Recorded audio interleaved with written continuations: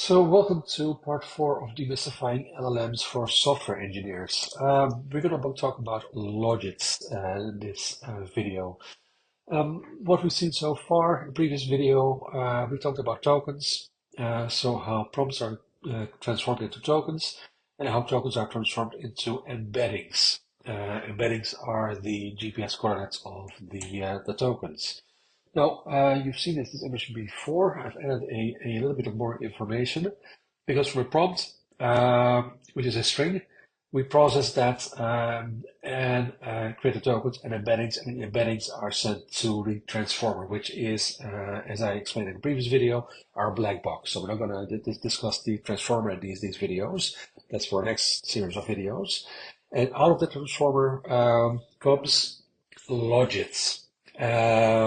There's some product processing and then the iterative steps. So the result, the token, goes back to processing, and the whole thing starts over and over again until it somehow magically stops. And how it stops, we'll discuss it as well. So logits.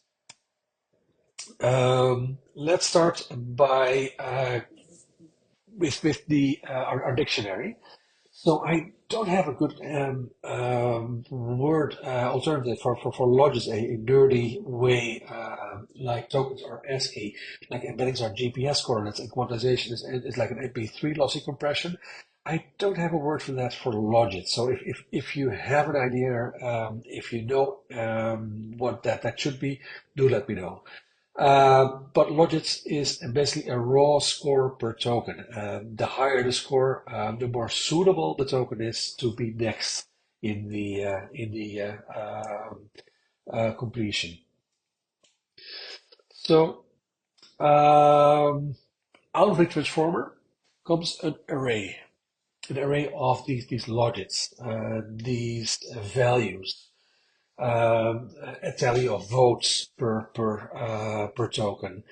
And as we saw with embeddings, the length of the array and the index of every item in the array is still the same as we know from tokenizers. So if we go back to the tokenizer file, let's see, it's here. If we look for blue, for example, the word blue has an index of 9,539. That means that if you get the array of logits, the index of this index, the index of the word blue, you will get a number. Now, this is kind of a made-up number, 14.3, I don't know. But the vote is definitely for the token blue, whatever that value is. Technically, the transformer, let me go back to this image, passes more than just a logit to the next step. And that's kind of an interesting discussion. I'm not gonna discuss here in this video, but maybe if people are interested, I'll make a separate video for that. But due to the way LLMs are trained, we get a lot more data that is completely like ignored. It's irrelevant, and that kind of is a recurring issue when you look at LLMs in detail. There's a lot of like data that we just ignore, and this data is still being processed, so that there's a compute cost attached to that.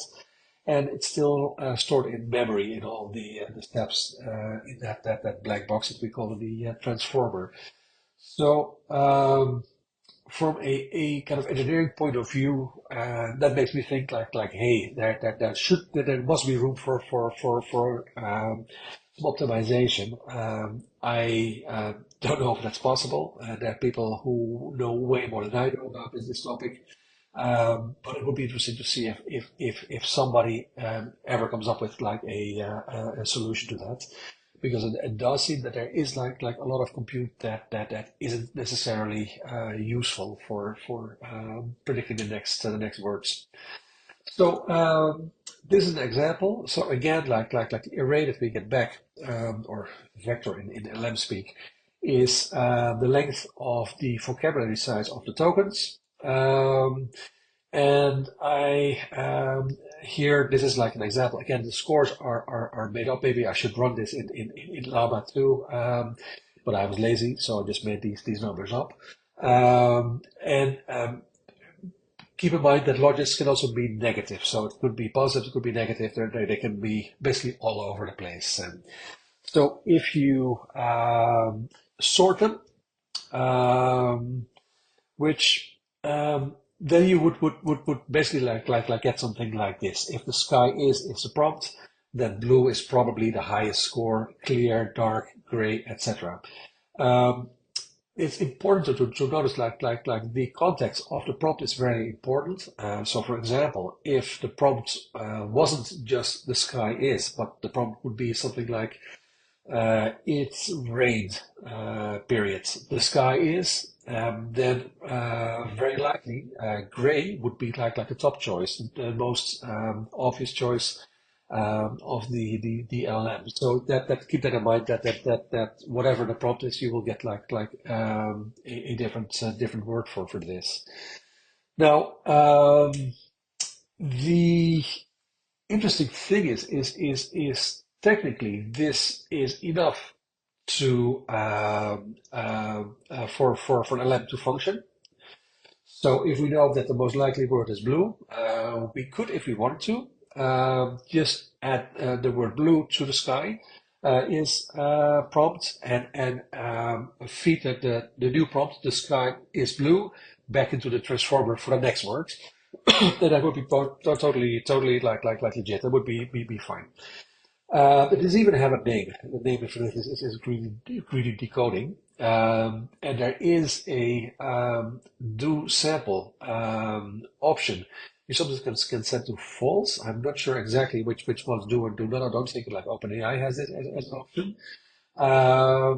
That basically disables the steps that we're going to talk about after this, and will just enable like greedy decoding. Yeah. And we've seen this before, and we've seen this before in the iOS autocomplete. Because if you look at like the words that are presented or suggested by autocomplete, and this example is exactly like the sky is, and blue is indeed like the most likely next word in this case. Clear, we had it as well. Not sure how that will continue the sentence, but it I know for a fact that the autocomplete autocorrect in iOS is based on transformer architecture, the same architecture as LLMs, and it seems that it is complete until this point when we get the logits, and then it just takes like the top three logits and shows the words that are the most likely. So that is what it looks like. Again, I'm not 100% sure if it works that way, but that based on like how the system works, this is what I suspect. So this kind of leads to an interesting question, and that is, are LLMs deterministic or non-deterministic? Because, and this is kind of apparently a very sensitive topic, especially like on social media. There are a lot of people who claim that LLMs are non-deterministic by nature. However, if we look back in what we've seen so far, and for that I can easily like get the code of our llama 2.c here, and we see that things like encoding the prompt to tokens and then to embeddings. I mean, yeah, that's deterministic, right? Because we simply have a couple of lookup tables to do that. Then a transformer itself, the transformer is basically like a lot of matrix multiplications. That, by definition, is also deterministic. And out of these matrix multiplications comes this array vector from logits, and that's deterministic too. And we just have the most likely words out of that part. So the question is, why do people insist that LLMs are non-deterministic? Um, and we can do a test actually. Um, and this is kind of an interesting idea. Uh, Assume that I would have like all these machines here on my desk, from an NVIDIA to an AMD to even like 1980s or 1990s like PCs and all G4 iMac and the latest M4 Mac Mini. Um, Assume that I can compile run.c for every of these platforms, and actually I can. It's not that hard. And use the same bin, the same weights and embeddings file, and the same tokenizer file to run the prompts. The sky is. So what will be the result? Do you think that every computer will give me exactly the same array of logits as the other ones? So, or will there be a difference in the arrays? And I want you to think about that for a sec. The answer is absolutely yes. The answer is yes. So on all these computers, um, the array of logits, the most likely words after the same prompt, the sky is, for example, will always be exactly the same on every computer in this picture. And it be for every computer, not in this picture as well. It doesn't really matter. It doesn't matter where or when or what you run this LLM. The only thing that might be different is due to noise. So there are some different implementations for floating points. There might be some other things. I mean, I think there's a Pentium in here. Well, the Pentium had a known issue with floating points, at least the first generation of Pentiums. So there might be some tiny difference, like way beyond a decimal point. But in essence, the answer is LMs up until this point are deterministic. Then why do people insist that LMs are non-deterministic? And the reason is after this, after we have like the list of most likely tokens, um, we actually add randomness. The reason why we add randomness is because if the LM would always like choose the most likely word, blue in our case, it will feel not natural. It will not feel human. So we make the LM more human-like by adding the randomness to it, which basically means that out of all the logits that we receive from a transformer, we mix up the weights a little bit and the probabilities, and then choose one or another word.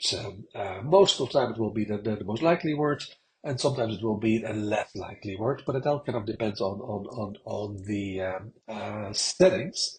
And the settings you probably have seen if you've used ChatGPT or used the OpenAI API.